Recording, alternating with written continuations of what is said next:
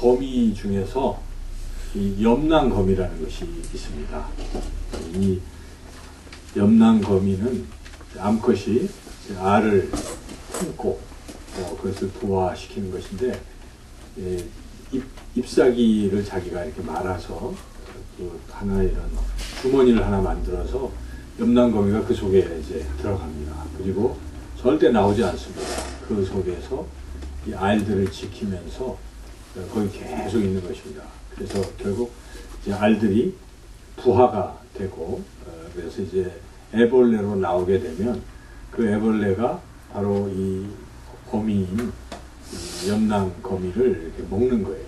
그래서 그 이제 새끼들이 다 어미를 먹고 나면 각자 또 이제 힘을 얻어서 새 출발하는, 그렇게 염난거미가 그렇다고 합니다. 우리 잘 아는 가시고기도 그렇지 않습니까? 가시고기는 이제 암컷이 알을 낳고 가버립니다. 그러면 이번에는 수컷, 그 아버지가 그때부터 낳은 알들을 지키는 거예요. 누가 또 먹지는 않을까. 계속 15일 동안 움직이지도 않고 계속 지켜보면서 그 알들을 지켜냅니다. 그리고 이제 그 알들이 다시 부화가 되면 그때 이제 이 수컷, 이 가시고기는 죽는 거죠. 힘을 잃고 아무것도 안 먹었으니까. 그러면 그 죽은 시신에 그 새끼들이 모여서 그걸 다 먹고 또 독립하는 이제 이런 것이죠. 그래서 우리가 이 동물들을 봐도 동물들의 그 자식 사랑은 참 크다 하는 것을 우리가 깨닫습니다. 여기 계신 여러분들도 아마 자녀 사랑에 있어서는 다 똑같을 것입니다.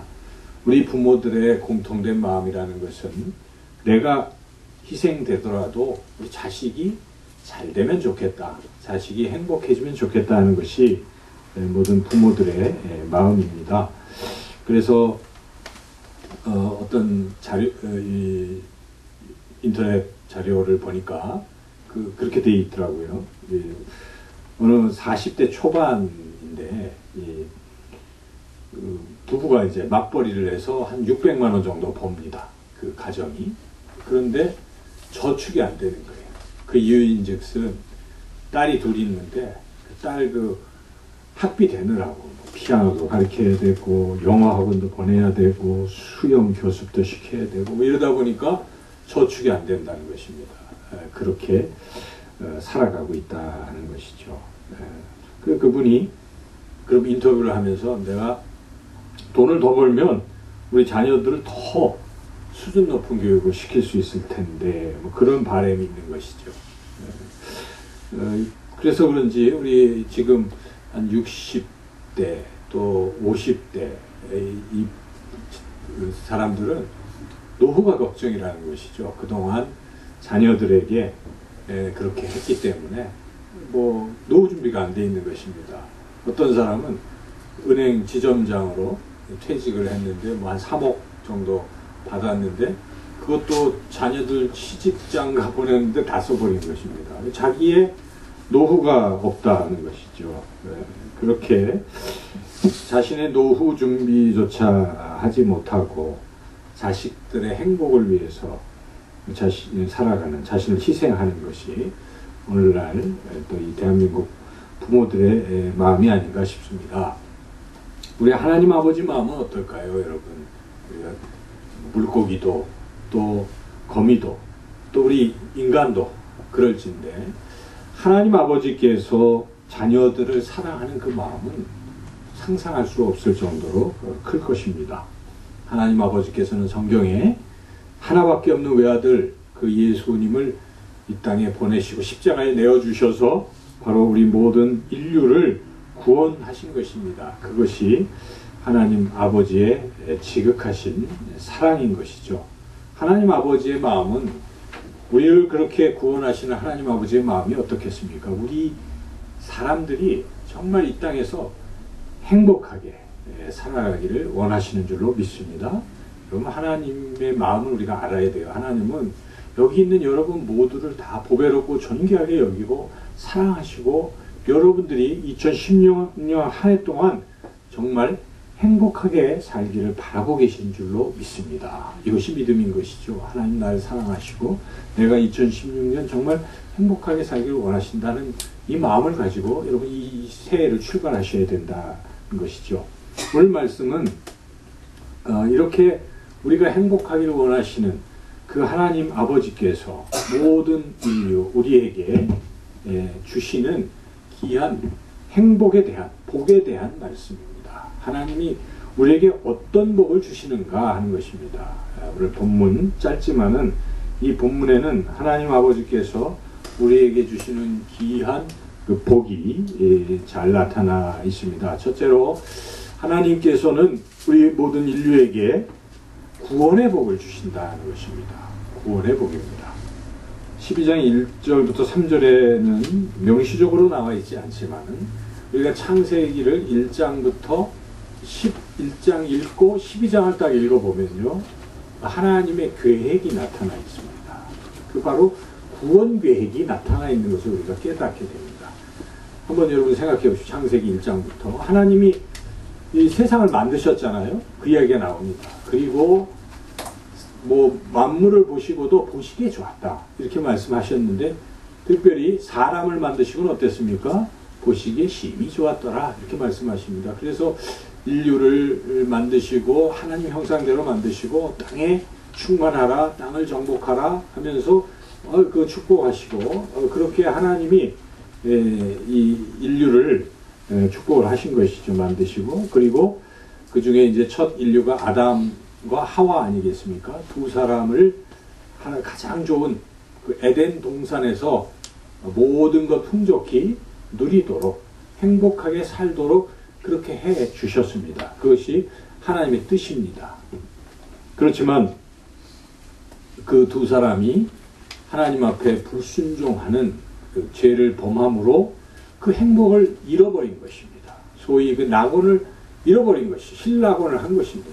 잃어버린 것이죠. 그래서 그들이 이제 유리하고 방황하는 이런 상태가 됐을 때에 하나님께서 다시 그들을 구원할 계획을 세우셨습니다. 그것이 노아를 통한 구원 계획인 것이죠. 그래서 하나님께서 방주를 만들게 하시고 그 방주를 통해서 구원을 이렇게 하시고 새롭게 출발하신 것이죠. 그래서 노아와 그 자녀들 아들 셋 그 가족이 이제 새로운 그러한 백성이 된 것입니다. 그 전까지의 모든 인류는 다 사라진 것입니다. 이제 노아의 그 백성으로 새롭게 하나님이 축복하시고 또 창세기 9장에 보면 다시 생육하고 번성하라 하는 이 약속 그 축복의 말씀이 또 나오거든요. 앞에 1장에도 나오지만 9장쯤 가면 또 하면서 이렇게 새로운 인류에 대해서 하나님이 새롭게 복을 주시고 새롭게 행복하게 이렇게 시작해 하셨습니다. 그런데 또 인류가 그 의인 노아의 후손들임에도 불구하고 또다시 범죄한 것입니다. 그래서 오늘 읽은 12장 앞에 11장에 가면 바벨탑을 쌓는 것입니다. 바벨탑이 무엇입니까? 인간의 교만을 드러내는 것이죠. 내가 하나님과 똑같다. 이런 것입니다. 교만한 것이죠. 그리고 하나님께서는 이렇게 온 땅에 흩어져서 땅을 정복하고 하나님이 주신 이 모든 곳에서 그렇게 살라고 말씀하셨건만 이들이 어떻습니까? 우리가 떠나지 말자, 몰려있자 해가지고 바벨탑을 쌓고 그것에 몰려있으려고 할 때에 하나님께서 흩으시려고 바벨탑 쌓는 순간 거기에 언어를 혼잡게 하셔서 말이 다르니까 서로 안 통하다니까 흩어지게 된 것이죠. 여하튼 그 바벨탑은 하나님의 징계에도 들어가는 것이죠. 이렇게 인류가 정말 구원받고 행복하게 살아가야 할 텐데 하나님이 기회를 주실 때마다 인류는 범죄하여서 번번이 그 행복을 놓쳤습니다. 이제 하나님께서 그렇다고 하나님을 포기하시는 하나님이 아니시라는 것이죠. 하나님은 다시 이 인류를 구원하실 계획을 세운 것입니다. 다시 또 한 번의 계획을 세우셨으니 그것이 오늘 우리가 읽은 12장에 나타나는 것입니다. 그러므로 이 12장은 새로운 구원 계획의 출발점인 것입니다. 이 출발점에 누구를 부르신 것입니까? 아브라함을 부르신 것입니다. 그래서 아브라함을 통해서 한 민족, 이스라엘 민족을 만드시고 그를 통해서 온 인류를 구원하실 계획을 세우신 것입니다. 그 민족을 통해서 바로 예수님께서 오시는 것 아니겠습니까? 그래서 이제는 온 인류가 다 구원받는 그런 계획을 세운 것이죠. 그러므로 하나님께서 우리에게 주시는 그 복 중에 귀한 복은 바로 이 구원의 복인 것입니다. 우리 예수님께서 바로 우리 죄에서 우리를 구원하시고 또한 마귀의 억압에서 우리를 자유케 하시려고, 그리고 죽음이라는 죄의 형벌인 죽음에서 우리를 영생을 주시는 이러한 구원의 길을 열어주셨습니다. 누구라도 예수님을 믿으면 이 구원의 복을 받게 된다 하는 사실인 것이죠. 여기는 여러분들이 바로 이 구원의 복을 받으신 분들이신 줄로 믿습니다.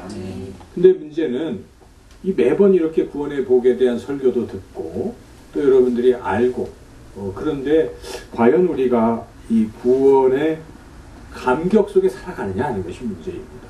여러분 정말 구원의 감격 속에서 살아가고 있습니까? 오늘 성찬식을 하면서도 감격에 젖었습니까? 정말 내가 죄사함을 받았구나.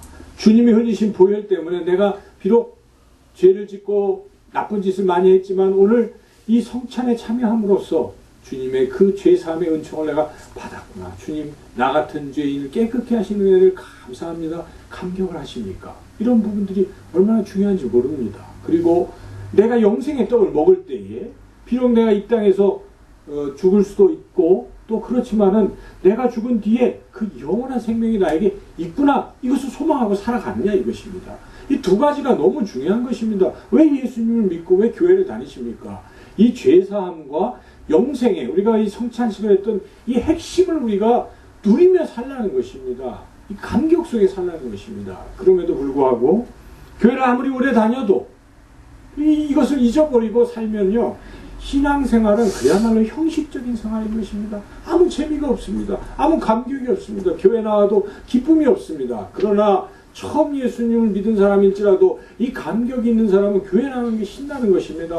하나님 날 구원하셨네. 내 죄를 사해 주셨네. 나에게 영생이 있네. 나에게 하나님의 나라가 있네. 하나님이 내 안에 계시네. 예수님이 나와 동행하시네. 이러한 믿음이 있으면 날마다 신앙의 삶이 감격의 삶이 될 수 있다는 것입니다. 만약 그런 감격이 사라져 있다면 우리가 이 감격을 회복해야 합니다. 어떻게 구원의 감격을 회복할 수 있겠습니까? 저는 영혼이 살아나면 회복된다고 믿습니다. 우리가 이런 것을 느끼고 누리는 것은 영혼을 통해서 누리는 것입니다. 여러분의 영혼이 살아있습니까? 누구든지 그리스도 안에 있는 자는 새로운 피조물이라 말씀하셨습니다. 우리가 새롭게 태어난 것입니다. 예수님이 내 안에 있으므로 나의 영혼은 살아나 있는 것입니다. 내 영혼은 살아있는 것이죠. 그럼에도 불구하고 영혼이 힘을 잃고 풀이 죽어 있다면 왜 그렇습니까? 그 이유가 무엇입니까?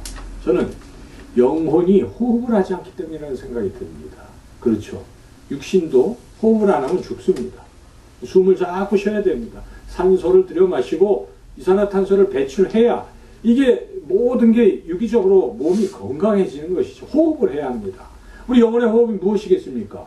늘 들은 대로 영혼의 호흡은 기도인 것입니다. 우리가 하나님의 은혜를 받아들이고 우리의 죄를 내뱉고 이런 영혼의 들숨 날숨을 계속 반복하면서 건강해져야 하는 것입니다. 이 부분을 잘 안 하면 이 영혼이 강건해질 수가 없고 영혼이 강건해지지 못하면 구원의 감격에 사로잡힐 수가 없다는 것입니다. 그래서 우리는 기도를 늘상 하셔야 됩니다. 기도는 뭐 모처럼 한 번씩 하는 행사가 아닙니다. 살면서 수시로 길을 다니면서 주님 대화하시는 그게 기도입니다. 주님 이게 바로 기도거든요. 그래서 늘상 어떤 일이든지 주님과 대화를 나누시고 이렇게 하시면은 영혼이 살아나는 것이죠. 굉장히 중요한 것입니다. 올 한 해 여러분 이 기도라는 영혼의 호흡을 통해서 여러분 영혼이 강성해져서 구원의 감격 속에 살아가시길 주님의 이름으로 축원합니다. 또한 이 영혼이 강건해지려면 먹어야 되지 않겠습니까? 영혼의 양식이 무엇이겠습니까? 생명의 양식이 무엇입니까? 하나님의 말씀인 것입니다. 진리의 말씀이 우리 영혼의 양식입니다. 젖입니다. 그래서 우리가 말씀을 먹어야 되는 것입니다. 그 어떤 사람도 먹지 않고는 힘을 얻을 수가 없습니다. 그래서 여러분 여러분 말씀을 먹으라는 것입니다. 날마다 새벽마다 여러분 하나님 말씀을 묵상해 보십시오. 힘이 나는 것입니다. 할 능력이 생기는 것입니다. 이 말씀을 우리가 공급받는 것만큼 소중한 일이 없는 것입니다. 그래서 다른 것 그 아무리 바쁘더라도 하나님 말씀 내가 이렇게 묵상하는 일에 목숨을 걸어야 되는 것이죠. 내가 말씀을 묵상하지 않으면 아침을 안 먹겠다 라든지 이런 어떤 결단이 있어야 된다는 것이죠. 그 말씀을 묵상하는 것이 바로 우리 영혼이 강성해지는 길이다 하는 것입니다. 또한 영혼이 운동을 해야 된다는 것입니다. 육체적인 몸도 운동을 해야 건강해지지 않습니까? 영혼의 운동이 뭐겠습니까? 제가 생각해봤어요. 영혼의 운동이 뭘까? 영혼의 운동은 첫째 찬양하는 일이 아닐까 싶습니다. 그렇죠? 여러분, 찬양이라는 것은 이게 굉장히 영혼이 막 힘차게 하는 것 같아요. 그래서 하나님은 막 찬양해 보십시오. 영혼이 기뻐합니다. 영혼이 힘을 얻죠. 그리고 또 영혼의 운동이라는 것은 우리 육체적인 삶을 통해서 내가 들은 하나님의 말씀을 그대로 실천해 보는 일입니다. 말씀을 실천해서 열매들을 맺어갈 때에 이게 운동이 아닌가 싶습니다. 그래서 여러분 찬양 드리고 또 말씀대로 날마다 살아가는 이러한 일들 이게 얼마나 소중한지 모른다는 것이죠. 이게 결국 예배라는 것이고 삶에서의 예배인 것입니다. 찬양, 기도, 말씀 그리고 삶의 실천 이런 것들 우리가 하는 것인데 이거를 2016년도에는 빼지 마시고 날마다 이런 일을 하시면 틀림없이 우리의 영혼은 강성해져서 하나님이 우리에게 주신 구원의 복을 마음껏 누리며 살게 될 줄로 믿습니다. 우리 구원의 감격 속에 살아가시기를 주님의 이름으로 축원합니다. 둘째로 하나님께서 우리에게 주시는 복이 무엇일까요? 그 복은 오늘 본문의 2절에 나와 있는데요. 그 복은 하나님 나라 백성 되게 하는 복이라 하는 것입니다. 하나님 나라 백성 되게 하는 복, 굉장히 귀한 복인데요. 우리 오늘 본문의 2절 말씀을 다 같이 한번 읽겠습니다. 내가 너로 큰 민족을 이루고 네게 복을 주어 네 이름을 창대케 하리니 너는 복이 되리라. 1절도 사실 읽어야 되겠군요. 1절도 읽어보겠습니다. 여호와께서 아브라함에게 이르시되 나는 너의 고향과 친척과 아버지의 집을 떠나 내가 네게 보여줄 땅으로 가라. 하나님께서 아브라함을 부르셔서 아브라함에게 나타나시고 지금 주시는 약속이 여기에 들어있잖아요. 그 약속은 크게 보면 세 가지라고 볼 수가 있습니다. 첫째 1절은 땅입니다. 땅. 내가 너에게 보여줄 땅을 주겠다는 얘기입니다. 지금 땅을 주시겠다는 약속이죠. 두 번째는 2절에 보니까 뭡니까? 너로 큰 민족을 이루게 하시겠다는 것이죠. 그리고 세 번째는 2절 중반부에 네게 뭘 준다고 하십니까? 복을 준다는 것입니다. 이 복 부분을 해석하기가 쉽지는 않은데 세 가지죠. 그리고 하나님이 아브라함에게 약속하신 것은 세 가지입니다. 땅과 민족과 복인 것입니다. 지금 이 내용이 이후에 창세기 12장부터 28장 계속 32장 아브라함 그 다음에는 이삭 다음에 누굽니까? 야곱 뭐 이렇게 그들에게 하나님 또 나타나셔서 내가 내 아비 아브라함에게 약속한 걸 너에게 다시 말하노라 하고 또 말씀하시고 내 조부 아브라함에게 약속했던 걸 또 말하노라 하고 똑같이 야곱에게 그리고 이삭에게 계속 이 약속을 반복하고 있는 것입니다. 아브라함에게도 이 말을 좀 바꾸셔가지고 뒤에 보면은 계속 또 다르게 하는데 내용은 세 가지. 그래서 우리가 하나님이 약속하신 이 복의 핵심이 무엇인가를 잘 알아야 되는데 이 세 가지가 무엇입니까? 땅. 지금 이 아브라함은 자기 땅을 어떻게 했습니까? 잃어버렸어요. 갈대아 우르 또 하란에서 좀 떠났잖아요. 자기 땅이 없어졌습니다. 그 아브라함은 사실은 땅 없는 나그네와 같았습니다. 가나안 땅에 왔긴 했지만 거기 자기 땅이 아니에요. 자기는 못 가져요. 누가 가졌습니까? 후손들이 430년에 갖게 된 것이죠. 약속만 받았습니다. 아브라함.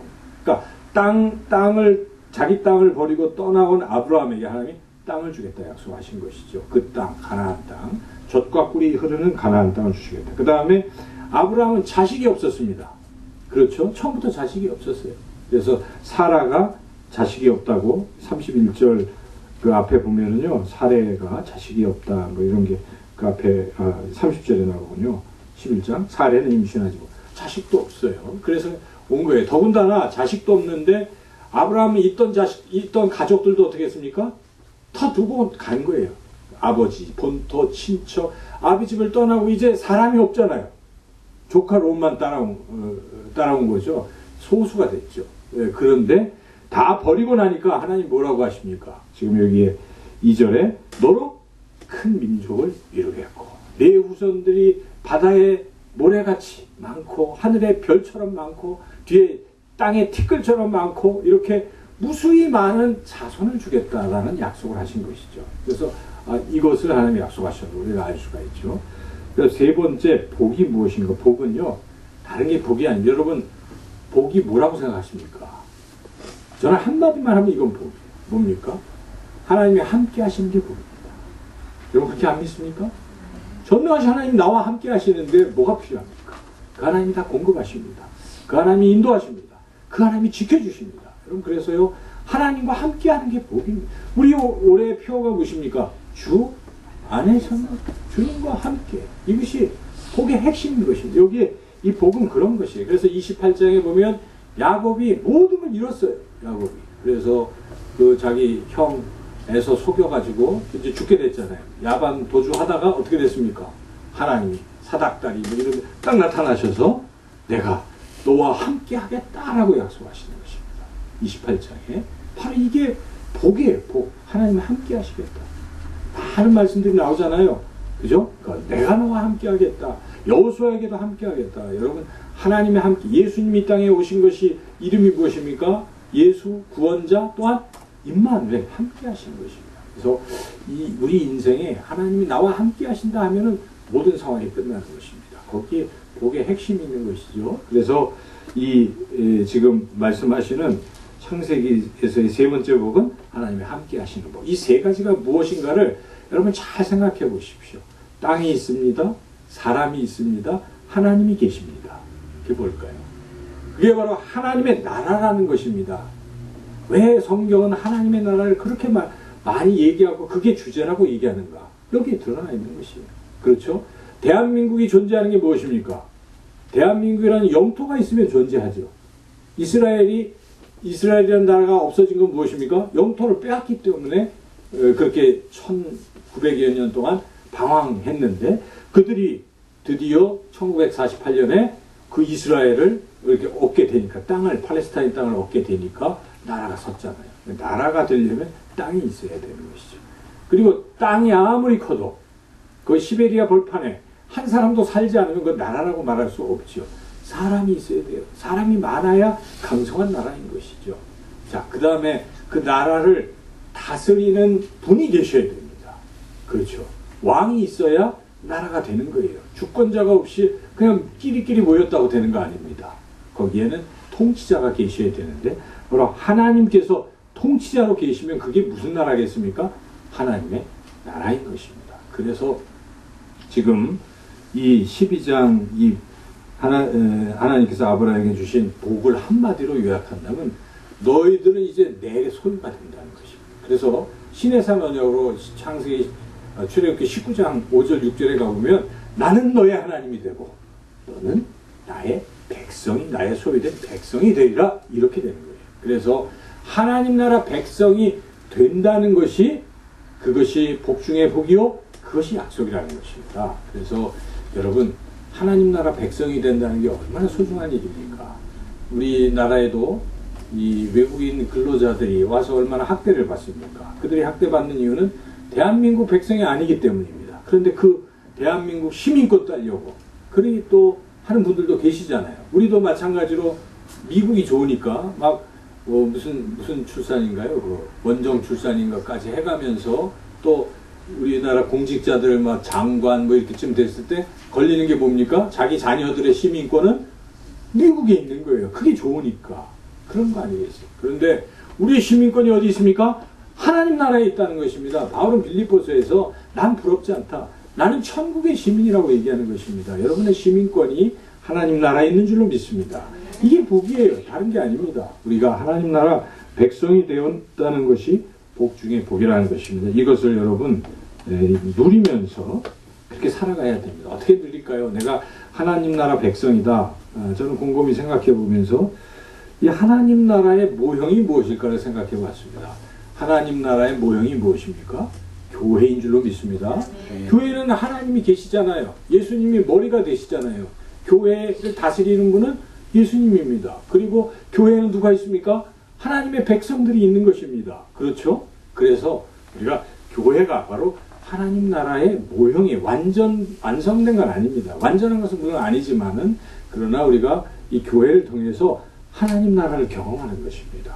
이 교회에는 평안이 있고 교회에는 의가 있고 교회에는 기쁨이 넘치는 것입니다. 우리 영상교회가 그런 교회 되도록 여러분 기도하셔야 되는 것이죠. 이것에 하나님 나라가 임하게 하소서. 그런데 그렇게 되기 위한 핵심은 다른 게 아닙니다. 하나님이 다스리면 됩니다. 이 교회, 영상교회를 하나님이 다스리면 이게 하나님 나라가 되는 것입니다. 여기에 목사가 주인도 아니요, 무슨 황존직이 주인도 아니요, 또 그렇다고 성도들 우리가 주인 그것도 아닌 것이에요. 여기 주인은 누구십니까? 하나님이십니다. 그래서 하나님의 통치하심만 있으면 여기는 천국이 임하는 것입니다. 하나님 나라 여기다 저기다 말하는 게 아닙니다. 하나님의 나라는 하나님의 다스림을 받는 곳이 하나님의 나라라는 것입니다. 우리가 그 하나님 나라를 이 영상교회에서 경험하기를 소망하며 모두가 다 기도해야 돼요. 기도하면 성령의 다스림을 받기 시작. 성령 충만해서 다 딴 생각이 없어요. 다른 마음이 없습니다. 다 주님의 생각이에요. 주님의 마음이에요. 그래서 우리가 같은 마음으로 같은 뜻 같은 생각으로 어찌하면 내가 주님을 사랑하고 주님의 몸된 교회를 섬길까 성도들을 섬길까 이런 생각뿐이 되는 것이 그것이 하나님의 마음이기 때문에 이렇게 한 마음 한 뜻이 되는 것이 중요하고 그렇게 될 때 우리는 정말 하나님 나라의 그 기쁨을 맛보고 그 평안을 누리게 되는 것입니다. 이것을 누리고 맛보는 사람들은 그야말로 행복한 것입니다. 야, 그렇구나. 이런 감격, 기쁨을 누리시기를 주님의 이름으로 축원합니다. 세 번째로 또한 이것은 복이라고 말할 수도 있는데요. 그것은 3절에 나와 있는데 3절을 같이 한번 읽어보겠습니다. 너를 축복하는 자에게는 내가 복을 내리고 너를 저주하는 자에게는 내가 저주하리니 땅의 모든 족속이 너로 말미암아 복을 얻을 것이라 하시니라. 이 부분이 중요하면 땅의 모든 족속이 누구 때문에 복을 얻습니까? 아브라함 너 때문에 복을 얻을 것이다. 바로 아브라함이 이 하나님께 받은 이 약속, 이 복을 나누어 주는 전달자가 될 것이라고 하나님이 선포하시는 것입니다. 약속하시는 것입니다. 너 지금부터 너는 평범한 사람이 아니다. 너만 위해서 사는 사람이 아니라 네가 복을 전달하는 전달자가 될 것이라고 약속하시는 것입니다. 바로 우리가 동일하게 이러한 약속을 받는 사람들인 것이 이 말씀을 읽을 때 이건 아브라함 얘기지 내 얘기는 아니야 그런 게 아니지 않습니까? 우리 말씀을 읽을 때는 바로 읽는 사람들이 자기에게 적용하는 것이죠. 이 예수님의 12제자들이 적용한 것입니다. 예수님이 12제자들에게 예수님이 약속하시잖아요. 사도행전 1장 8절 오직 성령이 너에게 임하시면 너희가 권능을 받고 예루살렘과 온 유대와 사마리아와 땅끝까지 이르러 내 증인이 되리라. 되라가 아니에요. 우리가 되는 게 아니고 될 것이라고 약속하신 하나님이 그렇게 하신다는 것입니다. 증인 삼아 주시겠다는 말씀입니다. 여기도 아브라함에게 너 하나가 아닙니다. 너를 내가 복의 통로요 복의 전달자로 삼을 것이라는 약속의 말씀입니다. 오늘 이 말씀을 들으면서 하나님께서 우리가 비록 부족하고 연약하지만 우리를 통해서 우리가 누리는 이 복을 세상 사람들에게 전달하는 통로가 되게 하시겠다는 약속입니다. 2016년 여러분 행복하게 사십시오. 구원의 복 그리고 하나님 나라 백성이 이 귀한 복을 누리며 사시되 주님 말씀하신 대로 그 복을 또한 다른 사람들에게 유통하고 나누고 전달하며 살아가시는 여러분들이 다 되시기를 주님의 이름으로 축원합니다. 기도하겠습니다. 하나님 감사합니다. 우리같이 부족한 자들을 하나님 부르시고 아브라함처럼 부르시고 하나님의 자녀 삼으시고 하나님 백성 되게 하시고 이렇게 또한 우리를 구원하시고 그 귀한 복을 누리게 하시고 또한 오늘 말씀을 통해서 너는 복이 될지라 너로 말미암아 모든 민족이 복을 얻을 것이라 주여 말씀하시며 우리를 복의 전달자로 또한 삼아주신 은혜를 감사드립니다. 2016년 한 해 동안에는 꼭 한 영혼 이상 하나님 앞에 인도하는 우리가 되게 하여 주시옵소서. 예수님의 이름으로 기도하옵나이다. 아멘.